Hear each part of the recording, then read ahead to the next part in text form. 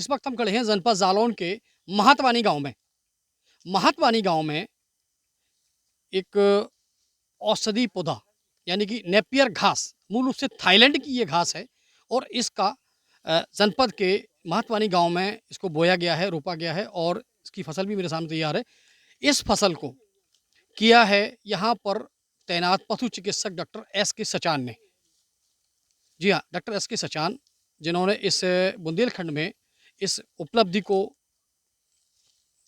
नई गति दी है। उनका कहना ये है कि ये मूल रूप से थाईलैंड की घास है और पूरे विश्व में ये पशुओं के लिए सबसे सर्वोत्तम आहार माना जाता है। यानी वर्ल्ड क्लास लेवल पर ये नेपियर घास का चारा जो है वो पशुओं को दिया जाता है। इस चारे को देने के बाद पशुओं के अंदर इम्यूनिटी बढ़ती है और हार्मोन्स भी बढ़ते हैं, वजन भी बढ़ता है। साथ ही जो पशु जब दूध देते हैं, गायें जो दूध देती हैं, उसमें फैट भी बढ़ता है और साथ ही एक नई ऊर्जा का संचार भी होता है। हम बात करेंगे डॉक्टर एस के सचान से, लेकिन सबसे पहले हम अपने कैमरामैन कपिल जी से कहेंगे कि वो इस घास को दिखाएं हमारे न्यूज़ बीके के दर्शकों को, क्योंकि ये घास निश्चित तौर पर उन आवारा या जो गौवंश हैं, हमारी जो सरकार सूबे द्वारा जो गौवंश को संरक्षण करने के लिए जो योजनाएं चलाई जा रही है, उसको लेके ये निश्चित तौर पर एक नई क्रांति आने वाली है। ये आप देखिए, ये घास है, इसको नेपियर घास कहा जाता है और डॉक्टर एस के सचान की अगर हम माने तो उनका कहना ये है कि 1 एकड़ में लगभग 40,000 रुपए इसकी लागत आती है और इसको लगातार 6 सालों तक काटा जा सकता है और वो भी साल में 5 बार इसकी कटिंग होती है। आप बिल्कुल सही सुन रहे हैं, साल में 5 बार कटिंग होती है और हर बार 1000 कुंटल 1000 कुंटल ये नेपियर घास आती है एक बार की कटिंग में, और 5 बार जब कटिंग करेंगे तो 1 साल में 5000 कुंटल। इसको अगर लगातार 6 साल तक अगर हम अपन जोड़ के चलेंगे तो 30,000 कुंटल, जिसका अनुमानित बाजारी मूल्य लगभग 30 लाख रुपए तक होता है। जी हाँ, 40,000 रुपए की लागत से 6 सालों में 30 लाख, यानी लगभग 70 गुना तक व्यक्ति की आमदनी बढ़ती है। और सबसे बड़ी बात यह है कि व्यक्ति की आमदनी तो बढ़ती ही है, जो पशु हैं इस चारे को जब वो खाएंगे तो निश्चित तौर पर उनका वजन भी बढ़ेगा, अच्छे से हार्मोन्स भी बढ़ेंगे, कई और मूलभूत जो परिवर्तन होते हैं वो बढ़ेंगे, वो होंगे। तो निश्चित तौर पर ये नेपियर घास इस सूबे के लिए, सूबे के पशुओं के लिए और खासकर सरकार द्वारा चलाई जा रही उन योजनाओं में एक संजीवनी देने वाली है। अब हम बात करेंगे डॉक्टर एस के सचान से। डॉक्टर साहब, आप का स्वागत है न्यूज़ बीके में, आप इधर आइए और आप हमें ये बताइए कि ये घास आपको मतलब कहाँ से प्रेरणा मिली कि ये घास बुंदेलखंड की सूखी धरती पर उगाई जा सकती है?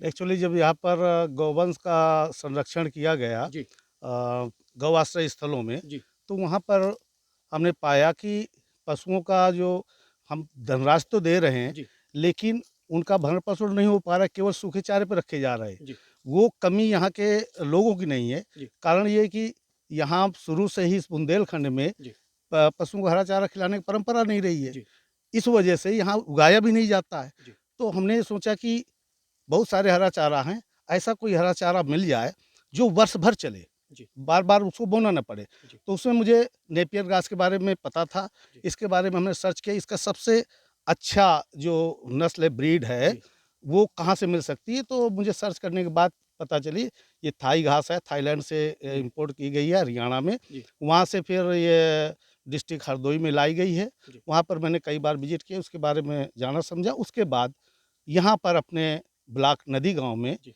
मैंने लोगों से बात करके जी ये प्रधान जी हैं मातवानी के अनिल कुमार जी, जी इनको मैंने प्रोत्साहित किया, तो इन्होंने लगाया अच्छा, उस बताया वक़्त। गया कि इस घास को बोने में लगभग 1 एकड़ की उसमें बुआई में लगभग कुल कितना खर्चा आता है 1 साल में?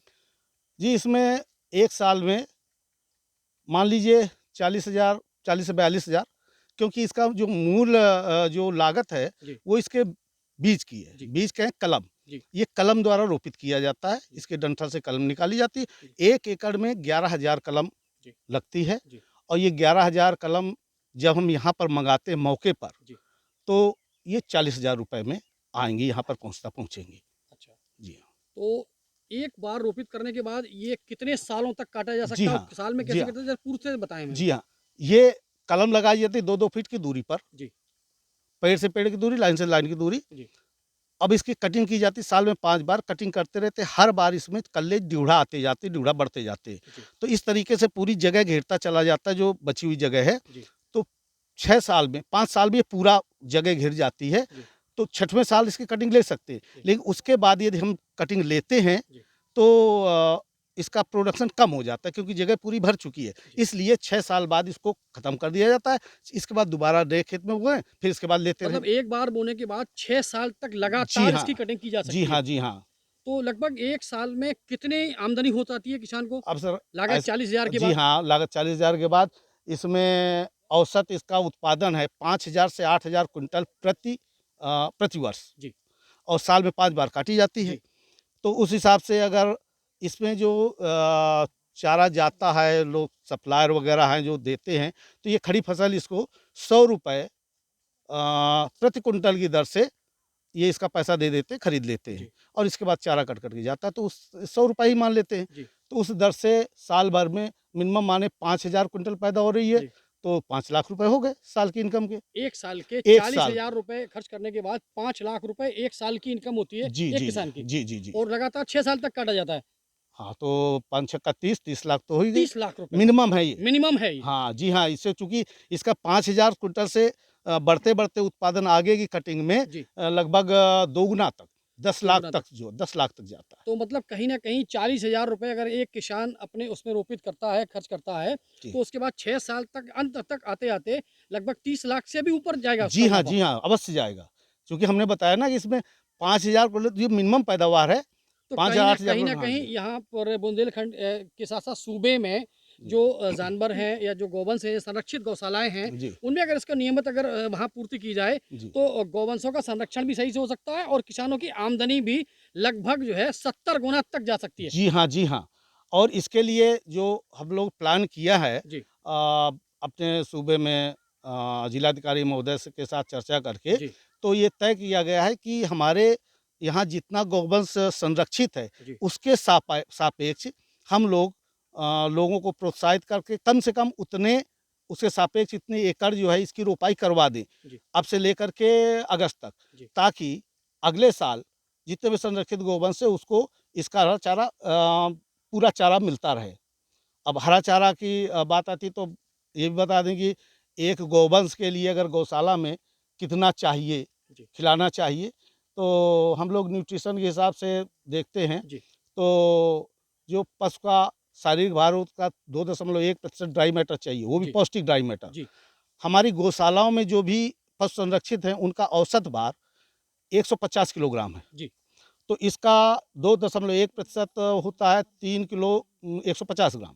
3 किलो 150 ग्राम ड्राई मैटर प्राप्त करने के लिए हम प्राप्त कर सकते हैं भूसे से, लेकिन भूसे में कोई तत्व नहीं होते, 1% से कम होते हैं। अगर भूसे से ही पूरे प्राप्त करेंगे जी। तो और पशु को रखा जाता तो निश्चित तौर पर 6 महीना बाद उसकी मृत्यु निश्चित है। जी।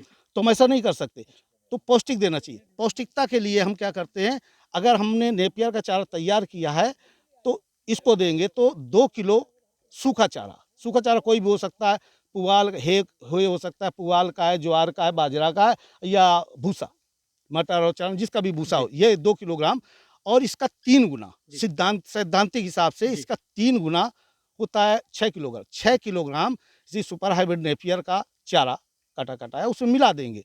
इस तरीके का चारा हम यहाँ से गौशालाओं में, पास की गौशालाओं में पहुँचा रहे हैं।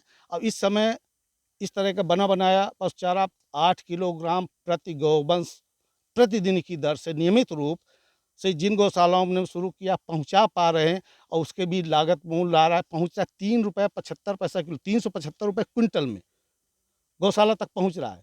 और जब ऐसा हो गया तो हमारे यहाँ जो सबसे बड़ी समस्या है इस चारे के अभाव के कारण, अक्सर देखा होगा विगत से कि इधर जाड़ों में तो पशु संरक्षित होते हैं, इसके मतलब बाद कुल मिला के अगर सरकार ने 30 रुपए प्रति एक पशु का जो जी, पशुपालकों को निर्धारित किया है, जी। उससे भी कम लागत में पशु को भरपेट हाँ, भोजन भरपेट भोजन मिल और सकता न्यूट्रिशन है। दिया हाँ, जा हाँ। सकता है। नहीं, मैं तो ये कहूँगा कि जो ₹30 भरण-पोषण धनराशि से जो रखी गई है जी। शासन द्वारा, जी। ये बिल्कुल तर्कसंगत है और पर्याप्त है। इसमें गौ आश्रय स्थलों में संरक्षित गौवंश का भरण-पोषण पूरा किया जा सकता है, बशर्ते इस हम नेपियर घास का हरा चारा ले करके इस देश को दे रहे हैं, इसी मानक अनुसार हम दें तो।